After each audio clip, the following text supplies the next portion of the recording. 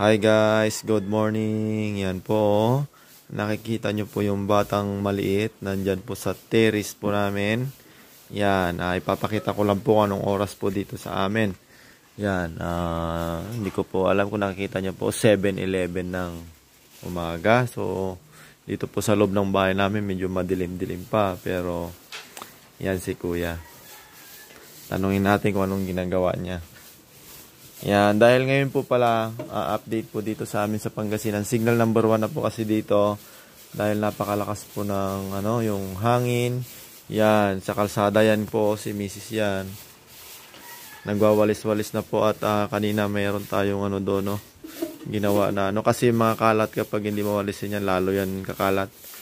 So, pagsamasamahin muna natin. Tapos, ito nga.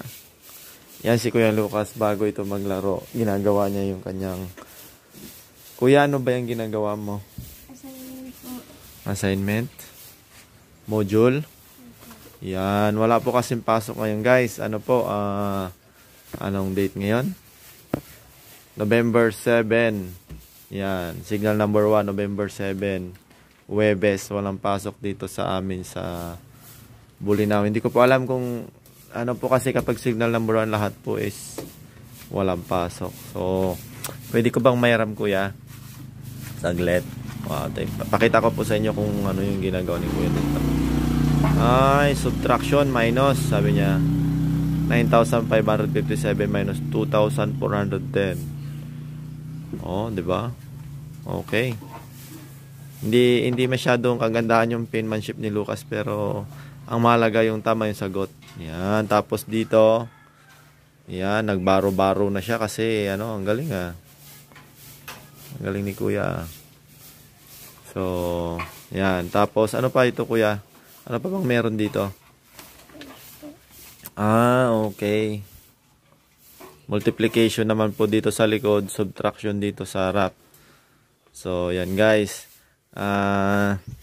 Update ko lang po pala kayo dun sa, So, kahapon nagbunutan na po kami para sa Christmas party po namin. Pero hindi ko pa po alam kung ang napipili ko pong date is kung hindi 17, 18, 19, ganon. Depende po. Tapos, nagbunutan na po yung kids kahapon. So, Kuya Lucas, sino nabunot mo kahapon? Kuya Ijong po. Kuya Ijong? Ay, wow. Ano kaya ririgalo mo kuya? Sa tingin mo? Si Kuya Lucas guys, ang aga pa dito gumagawa ng assignment. Di pa yata nakamumug si Kuya, grabe. Pero okay yan bago maglaro. Kasi kapag bata naglalaro na dyan sa hindi natin mapigilan. Pero okay lang yan. Ang importante magawa muna nila yung assignment. Yan, kasi sabi ko nga pag bata kasi i-enjoy na nila yung pagkabata nila. Yan. So, yan guys, ganito lang po ang update dito. Tapos mamaya abang-abang po kayo sa mga vlog po namin. Doon po sa The Explorer Family. So, dito po sa Mr. and Mrs. The Explorer, po yan. Update po sa mga sponsors po natin. Tapos, update din sa mga, dito na nangyayari dito sa The Explorer Family.